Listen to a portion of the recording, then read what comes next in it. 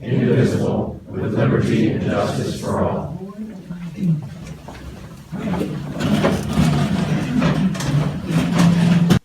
Lancaster County candidates for delegate to the Republican National Convention met in Lancaster on Tuesday, where they disagreed about Donald Trump and what their role should be in the event of a contested convention come July.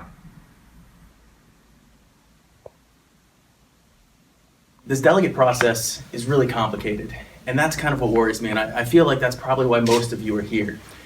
You know, we're going to go into Cleveland. There's a good chance that this race is going to be contested, and there's a good chance that the primary votes might not count if we don't have delegates sit there that are committed to listening to the voters. I'm one of the only candidates up here today that is stated that I'm 100% bound by whatever the voters of the 16th district say. I will tell you right now that I personally support Donald Trump. I will do everything I can to get him elected. However, I will not cast a vote for him at the convention if the 16th district tells me not to. The answer that's been given here in terms of I will absolutely.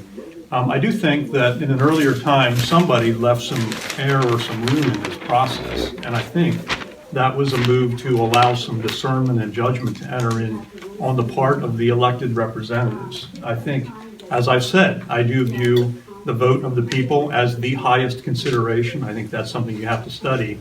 But those who went before us and designed this process left a little bit of room for weighing, for judgment, for personal. I have made no commitment, nor have I made any contributions to any presidential campaigns. With that said, and obviously with my earlier stated aversion to Mr. Trump, Terry, you said anyone with Hillary. I am not part of anybody but Trump. I do support Donald Trump. I have not signed any type of commitment to that. I would go through the four-part analysis in making a decision that I laid out earlier. I've been open and honest about the fact that I've contributed money to the Trump campaign. Prior to that, I contributed to Jeb Bush's campaign.